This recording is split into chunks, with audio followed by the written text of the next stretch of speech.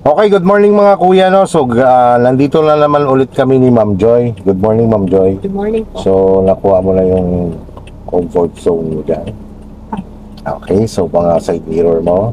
Yes po. Nice Okay na. Today, Ma'am Joy, i-continuous natin ang ating driving lesson. I-develop pa natin yung iyong pag-manage ng manibela, no?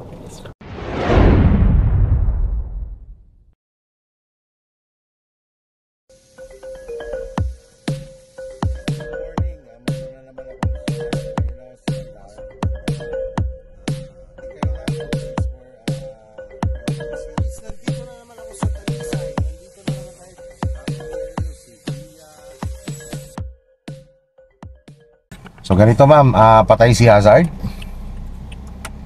Okay. So masanay din po tayo Ma'am Joy na mag-signal bago lumiko. So tandaan mo Ma'am Joy, ito ulitin ko remind kita na kapag lumiliko ka sa mga ganito or sa mas makipot pa, kailangan ma'am kontrolado mo talaga ang sasakyan, no? Lalo na't automatic po itong dinadrive nyo.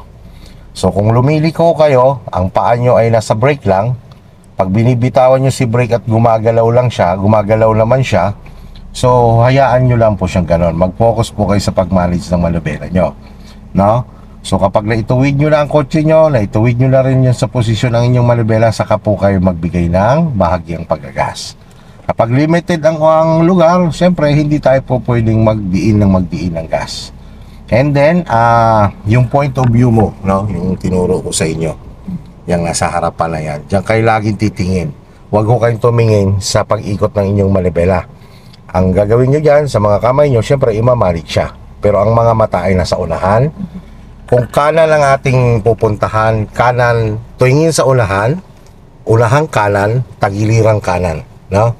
Ganon ang lumiliko. Direksyon natin Ma'am Joy, doon muna tayo sa dulo ha. Yun, doon dulo, tapos kanan. Ready to move na tayo. Ano po yung gagawin ng isang beginner na driver kapag magmo-move na gamit ang isang automatic na sasakyan? Sige nga. Nalagay ko sa drive. Sige, gawin mo na. Up, long press ang brake. Long press ang brake, ma'am. Long press mo ang brake. Yan. Bago mo po siya maipasok.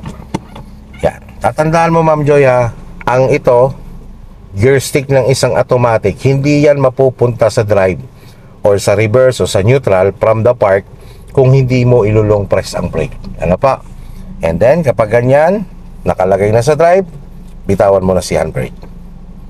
Yan. Tapos focus na sa unahan. Tara, bitaw lang sa brake. Bitaw lang sa brake yan. Yan. So, ganyan lang. Huwag ka muna masyadong magagas. So, naikot nyo na po ng isang ikot. Tapos, in the same time, yung side mirror almost tapat na sa gilid ng kalsada. Okay, bitaw lang po sa brake. Yan, bitaw lang. Stop. Di ba, ma'am? Ang tumapat sa gilid ng kalsada ay ikaw. Di ba? O, sagad mo lang ngayon ng manabela. Okay, sagad. Pigil mo lang sagad, bitaw lang si brake. Yan. Stop. Pagka ganyan halimbawa ganyan lang posisyon ng iyong sasakyan, balikan mo na ng isa. Sige, balik lang isa muna. Yan, isa muna ha. Tumingin ka lang sa unahan. Pag ang iyong kotse humarap na dito sa linya, sige, bitaw lang si brake. Stop. Yan, di ba ganyan? Balik na lang pangalawa. Sige. Kailangan mabilis ma'am ang reaction mo sa manabela. So step by step lang muna tayo para mamaya kaiikot natin, magagawa mo na siya na sumasabay na sa galaw. Ano po? Sige, bitaw lang po sa brake, tingin lang sa unahan. Titingnan nyo lang po lang malayo yung gilid ng kalsada. Pag dumidikit ka sa kanan, dalhin mo ng bahagya sa kaliwa para gumita ang katulad yan, kaliwa ka lang konti. Gitna mo manubela, gitna. Yan. Tingin lang sa unahan. Malayo lang ang tingin. Dito ka lang ulit konti sa kanan, yan. Para matutunan mo na yung tamang paggamit ng lane. So dito pa lang, yan, umaalalay ka na ng brake. Sa kamay relax lang. Alalay sa brake. Control, pag sinabing control, alalay sa brake. Yan. Bitaw-bitaw lang para tumapat lang yung side mirror yun sa gilid ng kalsada. Okay, stop. Okay, isang ikot. Okay, bitaw, pag tumapat sarili mo, stop ka muna uli. Stop. Yan, padagdag lang padagdag, ma'am. Padagdag lang padagdag. Sige, ang kamay sagad mo. 9-3 lang lagi. Okay, balik lang 1. Isa pa. Isa pa. 2. Yan. Kailangan mabilis. Okay, kaliwa. Yan. Basta tigil ka muna. Pag tapat ng side mirror, tigil. Ikot, manubela. Tapos pag move ng konti, pag tumapat sarili mo, sagad ang manubela. Kumbaga, beginner's guide muna tayo. Titingnan mo lang na malayo ang kalye. Yan, alalay sa brake. Alalay, alalay. Sige, bitaw-bitaw lang. Hanggang may tapat mo siya. Up. Anong gagawin? Ikot. Yan. Tapos, up, brake. Brake. Tapos, yan. Isang tingin yan, unahan, at saka tagiliran. Yan. Medyo paahon siya, no? Ang paa mo, lagay mo sa gas. Sige, gas ka ng bahagya. Konti lang. Yan, gumayaan. Ganyan lang. Sige, paggalawin mo lang siya. O, balik na lang isa. Manubela. Sige, gas lang ikaw. O, balik na lang pangalawa. Yan. O, pwede ka lang magas ng tuluyan. Tingin lang, malayo lang ang tingin sa gilid.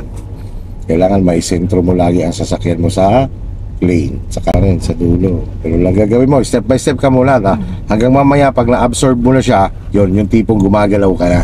Yung bang tipong aralin mo kung paano mo talaga kontrolin ang sasakyan habang iniikot mo ang manibela mo papunta sa direksyon na gusto mo. Mas masanay ka na rin ng pagsisignal, malayo pa lang. Ganito, since beginner ka, kapag lumiliko ka ng ganyan at alam mong mali na yung liko mo, dahil since automatic ang dinadrive mo, wala ka ibang iisipin kundi mag-brake ka. No? Huwag mong itutuloy-tuloy na alam mo lang mali na yung liko mo, hindi ka pa rin nag-brake. So yun yung mga pagkakataon na baka sumabit ka, bumangga ka, no? So katulad niyan, di ba? Sabi ko brake kasi nga ang posisyon ng sasakyan mo wala sa posisyon. Nag-brake ka muna kasi nga aayusin mo muna yung manibela mo. Okay, sige, ikot mo muna ang kaliwa ang manibela. Sige, yan. Okay, kailangan tumitingin ka from the point of view malayo ang tingin, no? Kasi dyan mo malalaman kung saan humaharap ang sasakyan mo. Okay, sige. Bitaw sa brake para malaman mo, stop, brake. Hindi pa siya pumunta sa tamang direksyon. Dagdagan mo pa ngayon ang manibela mo. Yan. Sige, dagdagan mo lang. Yan. Bitaw ka ulit ng brake, paggalawin mo, stop. Yan. Tumapat na siya sa tamang direksyon. Kailangan ang manibela mo ay dapat nasa tamang direksyon o posisyon na rin. Sige. Di ba iniikot mo siya ng isang ikot pa kaliwa? Ibalik mo ngayon ng isang ikot pa kanan. Ikot mo pang manibela mo isang pa kanan. Isang ikot para mailagay mo siya sa tamang posisyon. But kapag ikaw ay may pagkakataon minsan na nalilito ka, ganito lang ang sekreto dyan sa manibela. Lagay mo siya sa sagad, kahit saang sagad.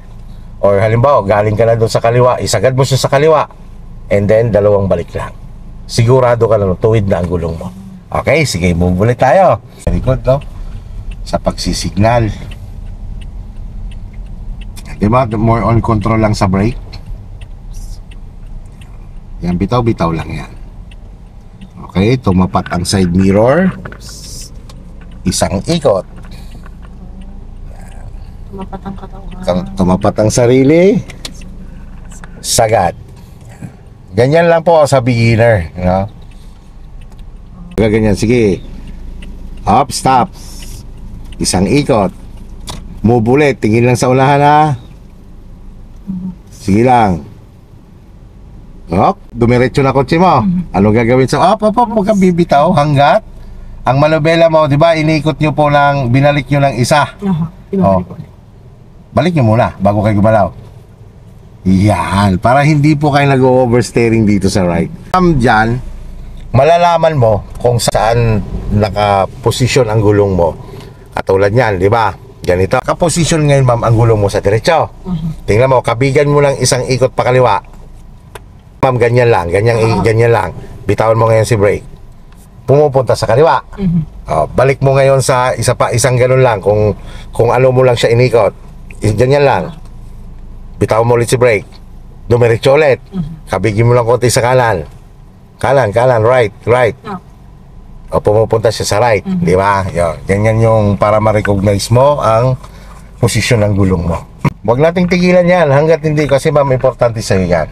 Napapansin mo, dyan muna tayo. Hindi muna tayo nagpa-parking. Kasi nga, di ba, dito pa lang may lito na tayo. Ay lalo na pag-parking, di ba? Kasi may mga reverse na yon. Ayun, bago tayo mag-parking, yan muna ang kailangan nating ma-develop. I-challenge sa ganon, tulad ng liko natin na yun. Yan. Pagka ganyan, bago lumiko, control ang sasakyan. Control. O, pihit na manobela. Okay, control ang sasakyan. Pihit, tuloy-tuloy ang pihit. Tama na. Balik. Sige, balik. Sige pa, balik. Yan. Saka ngayon, balik ka ngayon sa gas. Yan. Signal.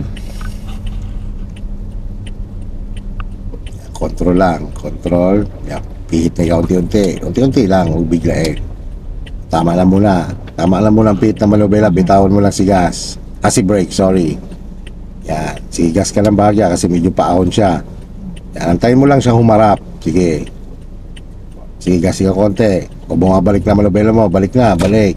Sige, balik. Yan. Yan. Ikot na manobela. Sige, unti-unti lang. Huwag mo. Sige, tuloy-tuloy. O, tama na. Kasi humarap na siya. Okay. Balik unti-unti lang. Balik. Yan. Okay, ikot ka lang doon at tayo naman ay liliko naman lang pakaliwa. Okay, Ma'am Joy, ganito. Kanina, nung sakalan tayo pumupunta, ang ating ginawang reference, itong side mirror, pag tumapat sa gilid ng kalsada, umiikot ka ng isa. Tama? Yes. Tapos pag tumapat ang sarili mo, sagad mo, no? So, ganun lang kanina, pakanan. Ito naman, pakaliwa. Sa kaliwa naman po tayo pupunta. Ganito naman, ang sarili mo naman, ang itapat mo dyan sa gilid ng kalsada. Okay, forward ka lang ng diretso. Okay, forward lang. Yung proper ng pagliko, para hindi mo na sasakop yung kabilang linya, no? Sige, forward lang. Tapat mo sarili mo. Sige lang, tapat mo sarili mo. Yan, sige lang. Sige lang, sige pa, konti pa. Yan, tingnan mo lang yung gilid ng kalsada. Okay, stop. Diba? Ganyan. Kapag ganyan na ang position mo, sa pakaliwa ka dahil sa opposite side, para hindi mo siya nasasakop or hindi mo siya napupuntahan, ganyan ang dapat gawin mo, no? Yung itatapat mo sarili mo dyan sa gilid ng kalsada and then, dyan ka pala mag-i-start ng pagpihit ng manibela. Okay, ganito ha. Pag bitaw mo ng brake, pihitin mo ngayon ang manibela mo hanggang madala mo, maiharap mo yung kotse doon sa pupuntahan nating linya. Sige, bitaw sa brake. Pihit ng manibela. Sige, dandaan lang. Kumbaga, padagdag lang ng padagdag. Sige, dagdag ng dagdag. Sige, dagdag ng dagdag. Okay, nakaisagad mo. O control. Sige, iharap mo ang kotse mo muna. Harap ko muna. De. Ganyan muna. Sige, o balik na lang isa. Balik na lang isa. Sige, antayin mo. Huwag ka muna. Isa muna. Antayin mo munang tumuwid ang sasakyan mo sa lane mo. Sige, bitaw pa sa brake. Bitaw. Tumuwid na o balik mo na yung isa. Balik mo na. Yan. O, forward ka na. Punta ka dyan sa kanan. Kanan ka lang konti. Yan. Kumbaga, kapag ganyan kumakaliwa ka, huwag kang pupunta dyan sa kabilang linya kasi hindi mo yan linya, di ba? Halimbawa, ganyan naman kakipot ang kalsada. Ganito. Sige, forward ikaw. Kaya situational yan eh. Pag tumapat ang side mirror mo dyan sa gilid ng kalsada, sige, tapat mo. Sige pa. Sige pa. Yan, tumapat na. Tamang pagpihit ng manobela dyan, ang ibig sabihin, kailangan natatanaw mo muna yung pinakakalye, no, bago ka pumipihit ng manobela. Sige, pihit na, bitaw ka sa brake, tapos tuloy-tuloy na ang pihit ng manobela. Tingin ka sa kaliwa mo. Sige, pihit. Up. Tama na. Bawi, balik.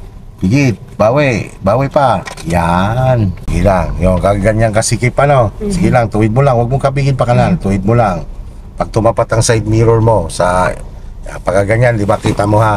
Nakikita mo na ng kaunti yung kalye na pupuntahan mo. Pihit na ikaw ng kaunti rin ang manobela. Sige, move.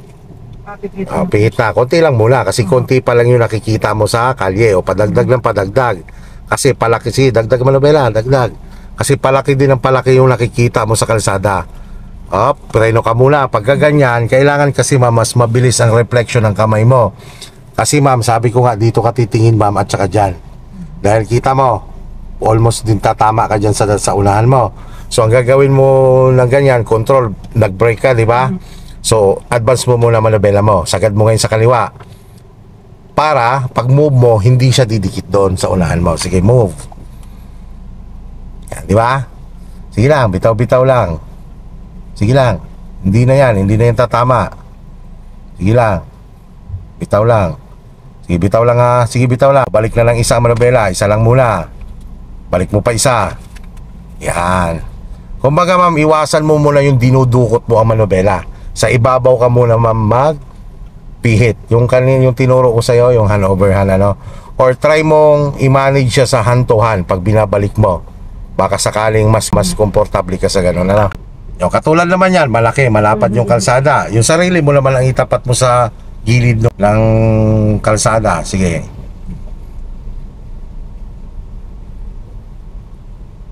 Yan, katulad yan, oh. Pihit na ikaw unti-unti. Sige, bitawan mo lang si brake. Tuloy-tuloy lang ang pagpihit. Hanggang hindi humaharap siya, dagdagan mo manobela mo. O, umarap na, tama na. O, balik na, balik. Sige, hayaan mo lang gumagalaw siya. Balik mo lang manobela. Sige, balik pa. O, wag, iwasan nyo nga po yung dumudukot kayo.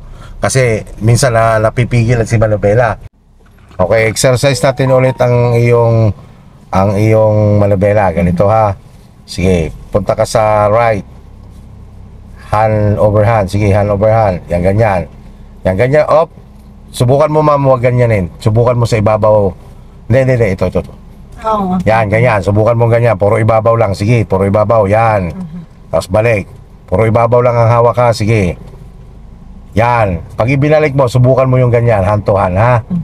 Okay lang din naman yung hand over hand na pag binalik mo. Basta pilitin mo muna na sa ibabaw ka lang humahawak. Kasi nga, doon pa lang sa paggalon mo kasi nadidelay na agad. So doon ka lang para mas mabilis yung kanyang reflection ng kamay mo, no?